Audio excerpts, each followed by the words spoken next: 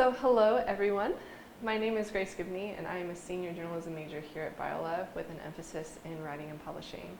And so today I'm going to be talking about a topic that I have become close acquaintances with over the course of my college career at Biola.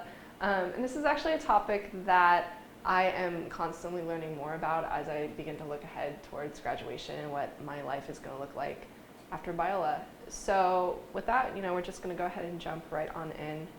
But before we get into a lot of the definitions and characteristics of personality journalism, I would like to introduce you to me. These are all photos of me as a small child.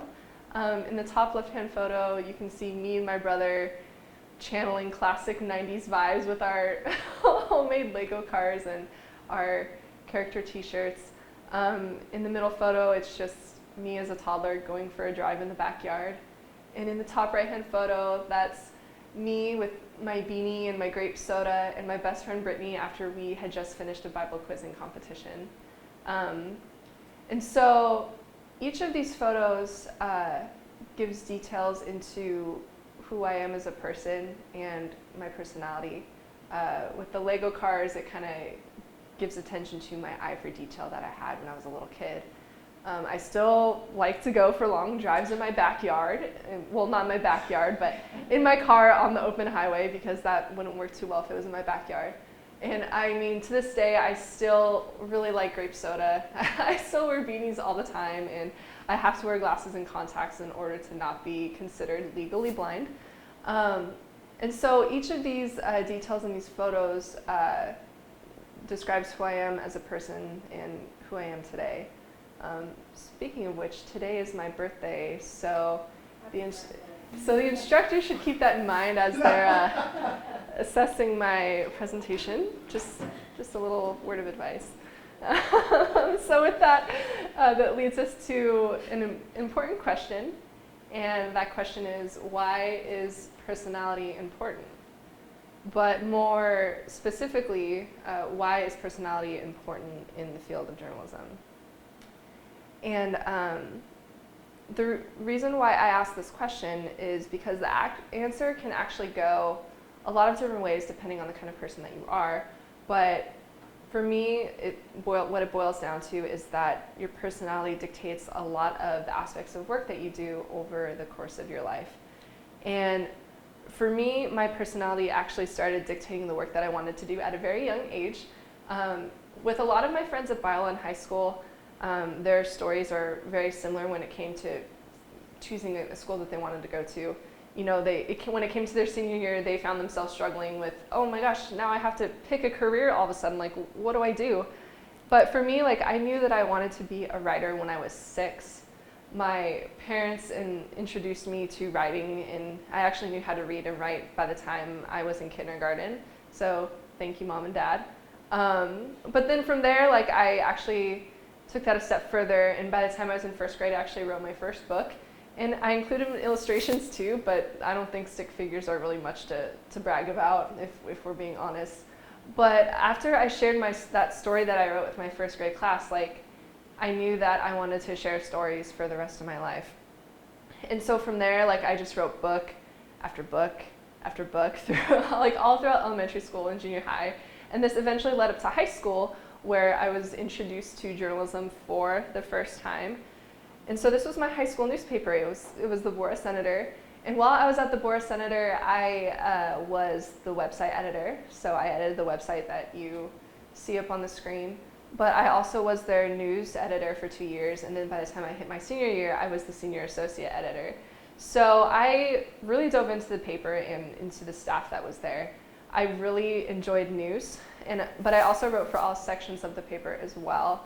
And so I was introduced to a lot of classic forms of journalism that I really liked, and this eventually led me to choosing a career in journalism, and that's how I wound up coming to Biola.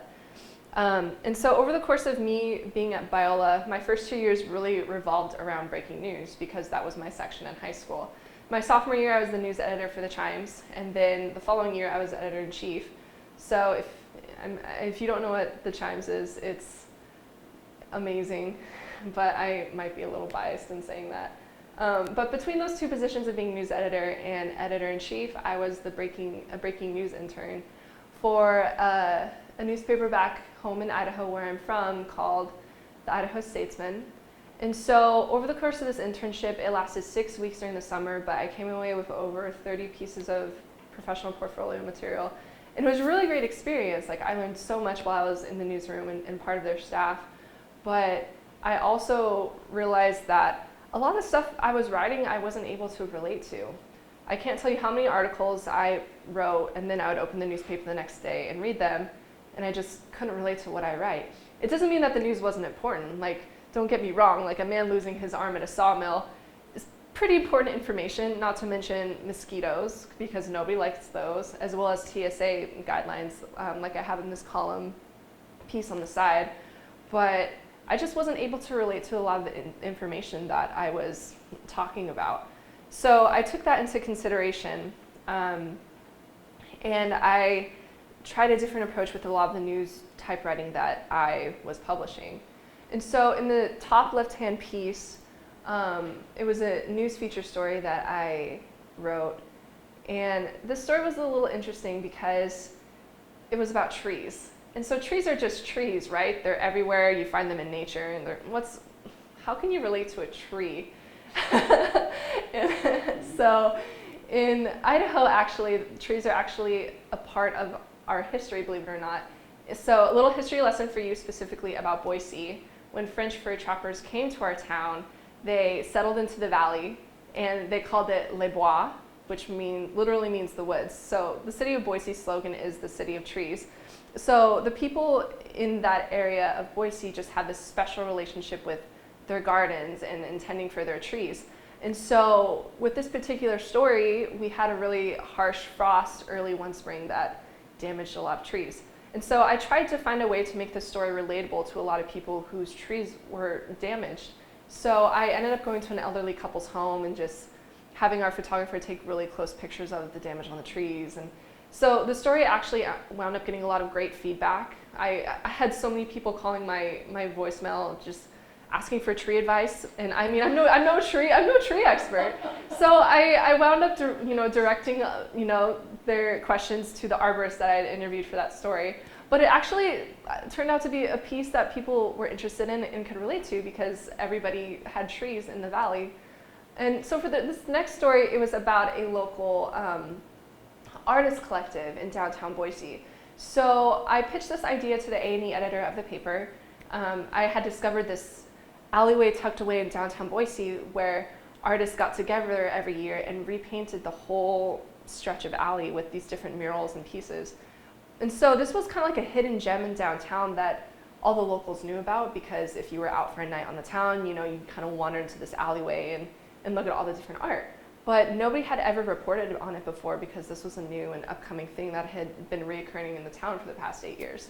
So I wanted to report on it because the news aspect of it was that they were coming up on their annual repainting, and I wanted to make this a really cool feature story and take photos of the artists and get to know the people who were behind the story, as well as how this alleyway has kind of ingrained itself into the community in downtown Boise.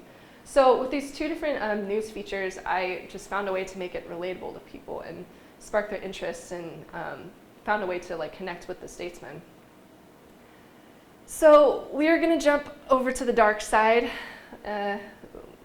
specifically PR. A lot of journalists think that PR is the dark side, but it's fun, I promise.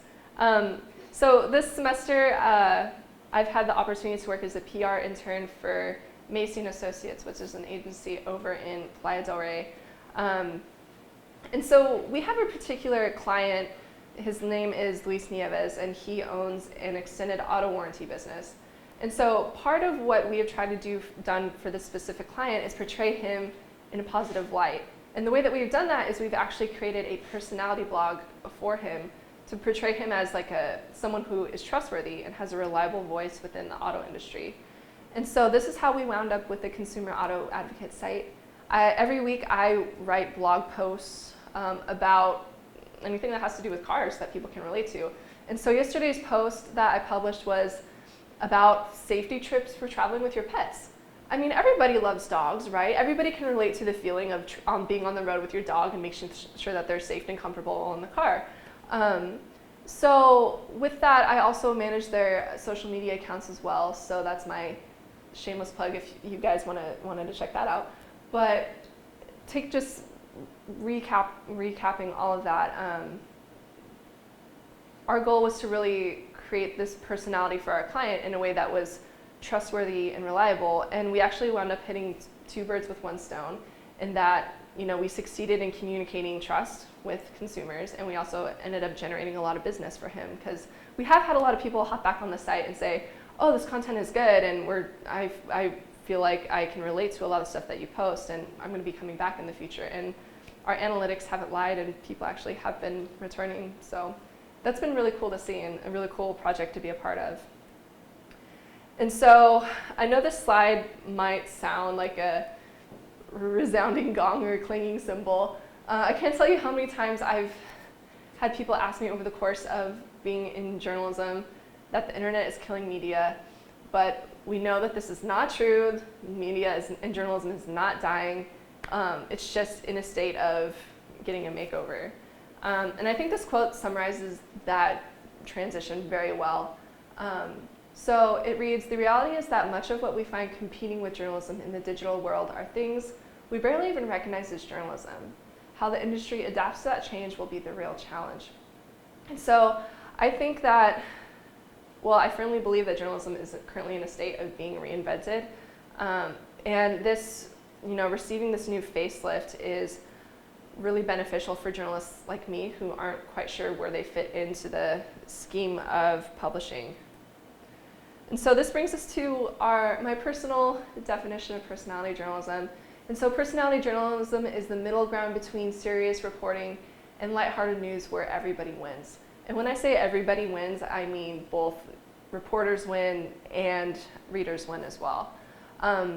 So if you read a New York Times article and then you immediately jump on over to a BuzzFeed article, there's a 9-day difference. Even if they're reporting on the same topic, the substance of news has a different quality, and it's completely different. But this is where personality journalism comes in, and it's kind of the in-between between those two areas. So personality journalism, it does have a lot of the substance and hard news and facts to the story, but it makes it in a way that's reliable and relatable to the reader that's connecting with it. And so just a disclaimer, this does not mean that personality journalism is infotainment. Heaven forbid. We already see enough clickbait material when we scroll down our Facebook feeds. And that kind of stuff it's fun, but it doesn't have substance.